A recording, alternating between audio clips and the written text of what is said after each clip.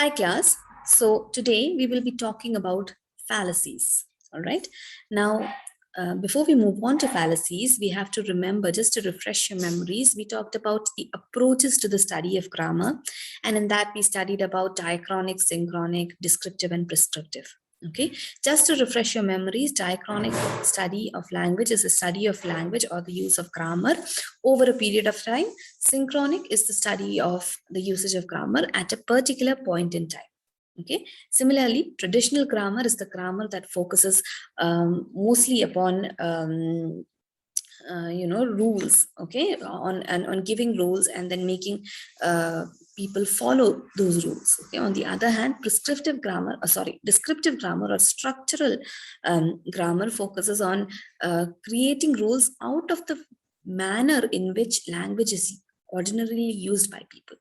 Okay, so prescriptive prescribes rule, while descriptive describes and tries to understand grammar through the usage of Okay, now for just remembering this, these two approaches, we will move on to the fallacies that are usually found in the use of language, in the use of these two kinds of grammars, or in the approaches of study that we have been talking about.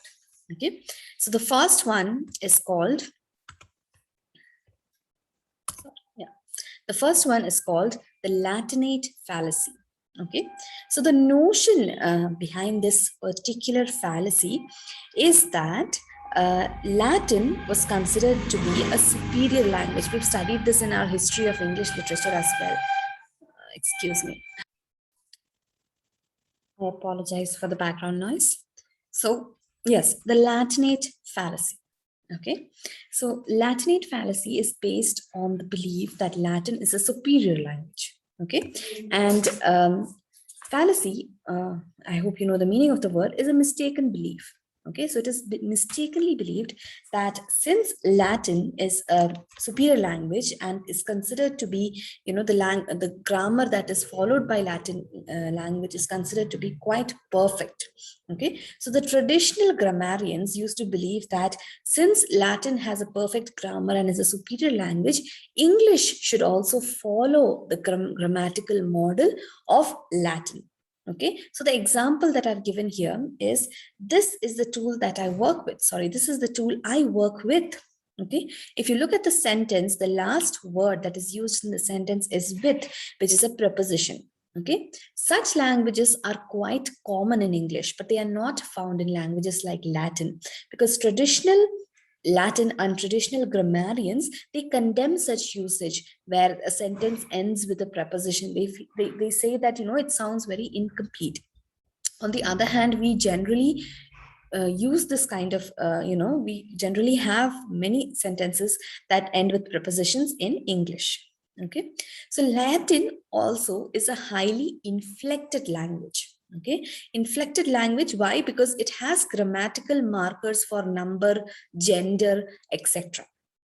While on the other hand, English is a largely uninflected one, which means that, English, the grammar of English is mainly dependent on the structure of how the sentence is formed, not based on, any other rules. Okay, for example, in Latin, nouns have 6 different forms. Okay, including nominative, accusative. There are different types of forms. Okay, but in English nouns, there are only 2 case forms, the neutral or the common noun. Okay, and the possessive or the proper nouns, like someone's names, or when you say this is Ram and this is Ram's book, so that is the possessive noun. Okay, so there are quite many differences between Latin and English. So when traditional grammarians try to say that the Latin grammar should be used for English, they are being quite wrong, because there are so many differences between the usage of these two languages. Okay, and just prescribing Latin rules and asking English speakers to follow those rules is a fallacy. It is a mistake, because it is not possible. The way in which English language is used, it can never follow the rules that are there in Latin. Okay, so that is the Latinate fallacy. The last point here is the criteria of correctness. Okay, that means traditional grammarians, when they looked at a sentence, they would analyze it and study it and look or try to check whether it would be accepted by Latin speakers, traditional Latin speakers. Okay, or whether Latin usage would accept it as correct or not. Okay, they would not look at the fact of whether it was used in this manner among native English speakers. They were not concerned with that. They were only concerned whether this follows all the rules prescribed by the Latin grammar. Okay, so that is the Latinate fallacy. The next one is the semantic fallacy. Now, the definitions of many parts of speech, for example, when we say noun is defined as the name of a person, place, or thing. Okay, that is a very, very simple definition for noun. But at the same time, we say that words like love, equality, etc. are nouns, but they are not the name of a person, place, or things. Okay, so what happens here is that traditional grammarians are giving the definition of many parts of speech based on meanings.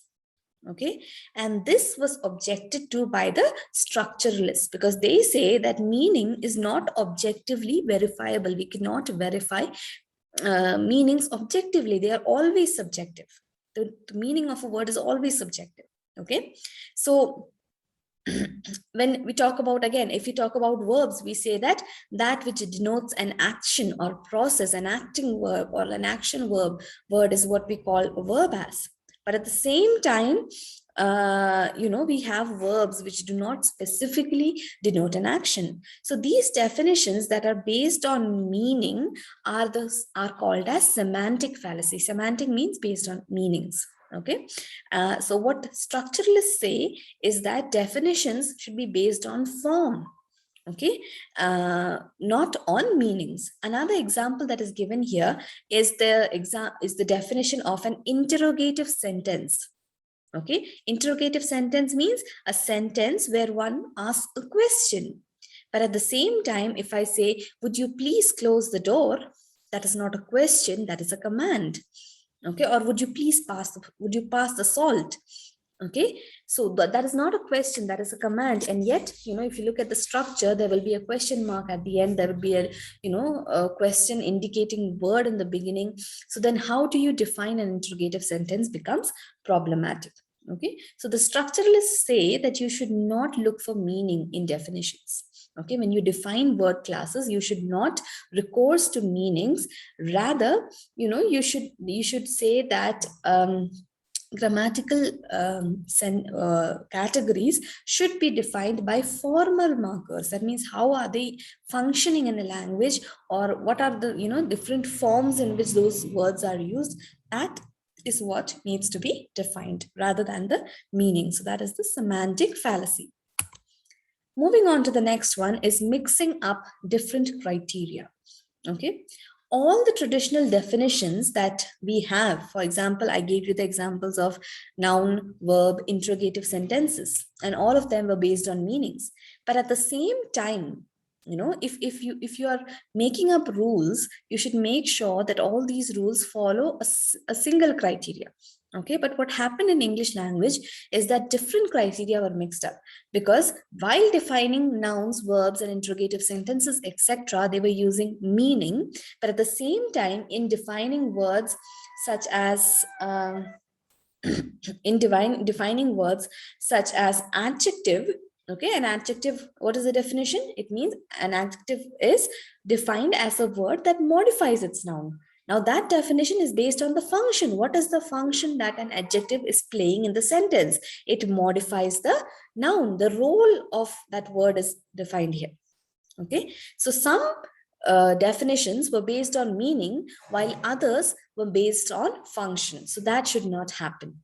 Okay, at the same time, another example given here is that the word brick in brick house.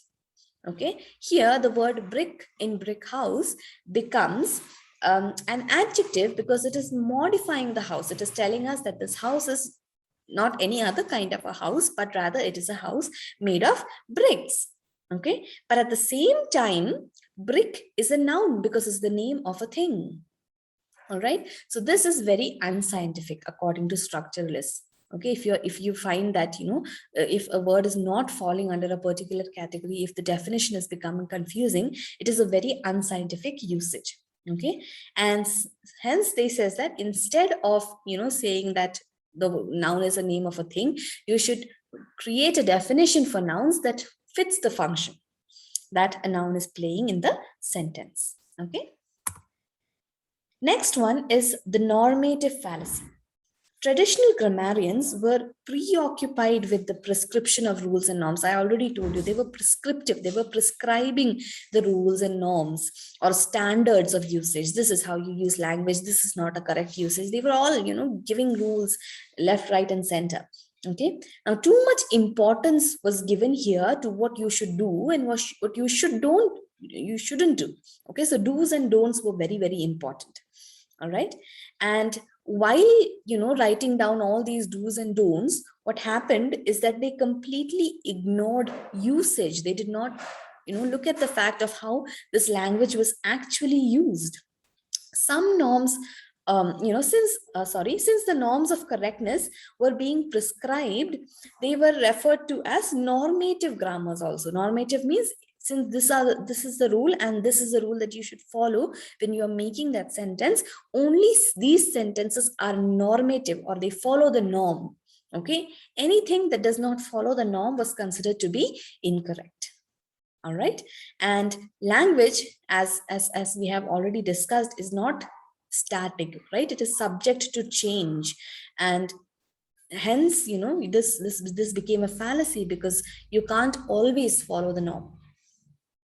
Okay, so the reality of linguistic changes, the fact that language changes from one age to the next, even from one year to the next, was not taken into consideration, and hence this is the normative fallacy. Okay, moving on now to the prescriptive fallacy. So prescriptive fallacy, as described earlier, okay, it prescribes rigid rules of correct usage. Okay, that means these are the rules, and if you use them, your usage is correct, or your use of language is correct. So they were very, very rigid, non-flexible rules that were there. Okay, so that is a very big fallacy. Why? Because when you're teaching a language, the first thing you're teaching is these are the rules. Okay, and that is a very, very incorrect way of teaching a language. Traditional grammar tends to be prescriptive, but on the other hand, structuralists believe in descriptive grammar. Okay, and what do they do in descriptive grammar? They describe the rules that are taken from the actual use of language by native speakers. That means, how is language used by native speakers of the language? Based on that usage, some set of rules were sort of, absorbed from the usage, and those rules were given that, based on this, the way in which this language is used, we have found that these are some rules that people tend to follow, and hence that is why it is called as a descriptive grammar rather than prescriptive. Okay, so that is prescriptive fallacy. It is quite similar to what we discussed in normative fallacy. The next one is the logical fallacy.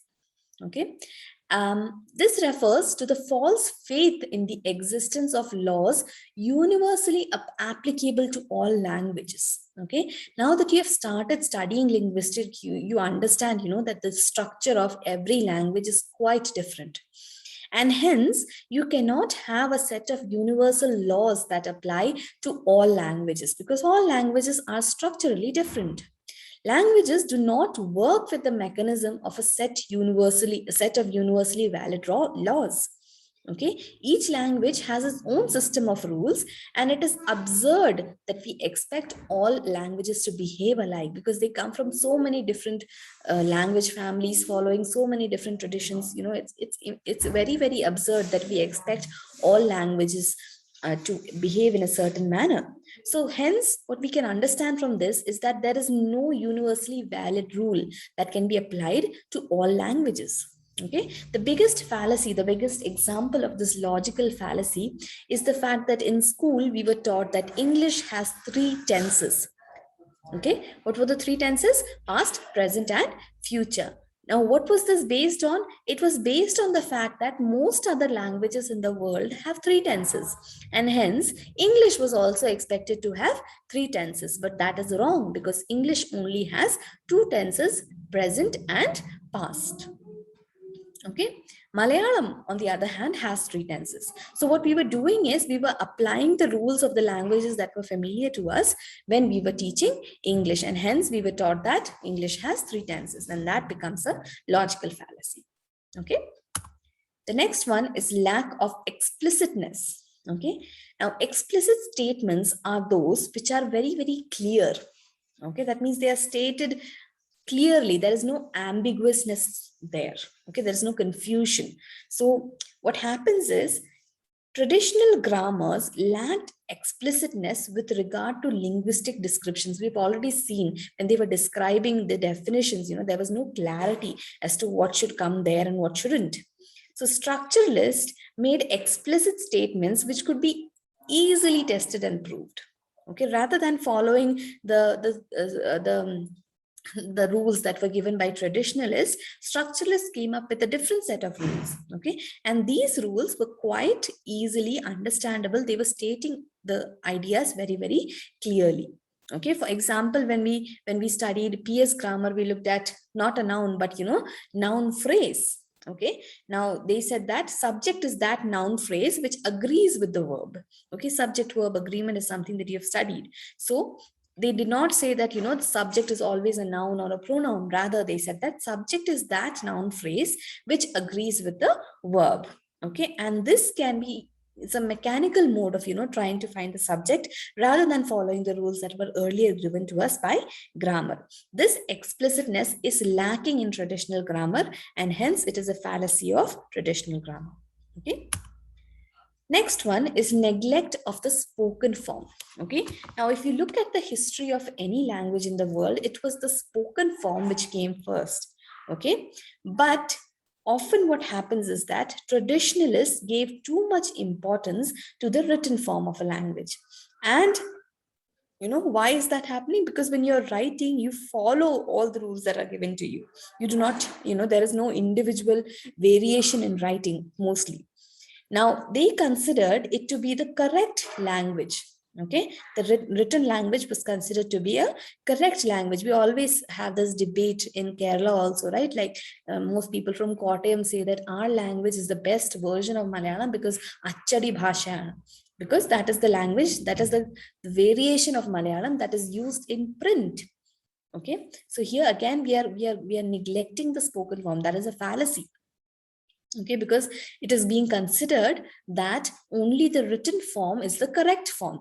And when that is done, all the regional variations, all the spoken forms are considered directly as incorrect. Okay, so what happens is that the spoken form and the variations that come with the spoken form are completely ignored. At the same time, these spoken forms are often seen as a corruption of the written form. Okay, it is not a correct usage is what that means. The structuralists, on the other hand, they did not give more overdue importance to written. Rather, they stressed on the primacy of speech. That means they considered speech to be more important because obviously speech is the first form of language that came. Writing only followed speech. Okay. Next one is related to what we just said, ignoring language variations. Okay, the traditionalists regarded only the language of great literature as worth studying. Only the kind of language, as I said earlier, Achadi Bhasha, the kind of language that was used by great masters of earlier times, the language that was used in classics.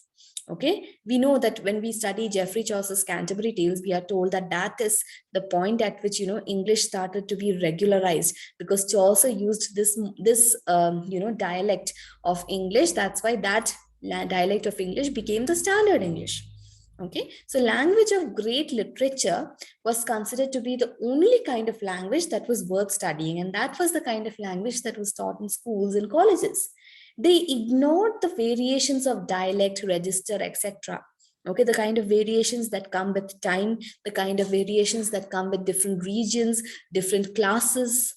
Okay, all those variations were completely ignored. And even considered to be as bad. Dialectical forms were looked down as bad English, okay, as if they were inferior in quality. Even today, that is happening.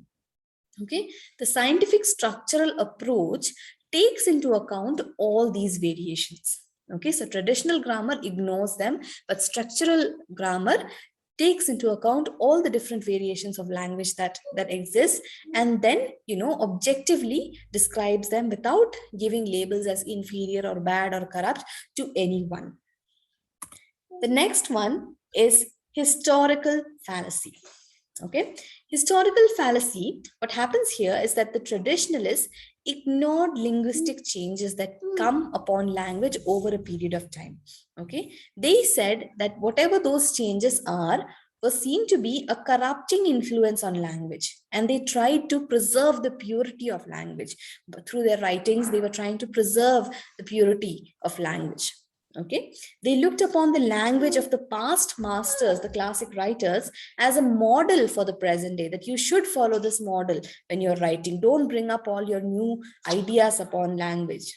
Okay, many of their examples were from Dryden and Goldsmith and everyone, but language is something that is subject to change, and Dryden and Goldsmith lived in such a different age from us that it's not possible for us to use the kind of language that they used. Okay, since written language tends to preserve outdated words. Okay, sometimes the words that we never use in spoken or conversational English are often found in written language, because why? In written language we are trying to preserve some of that so-called purity. Okay, but on the other hand, spoken language is much more contemporary.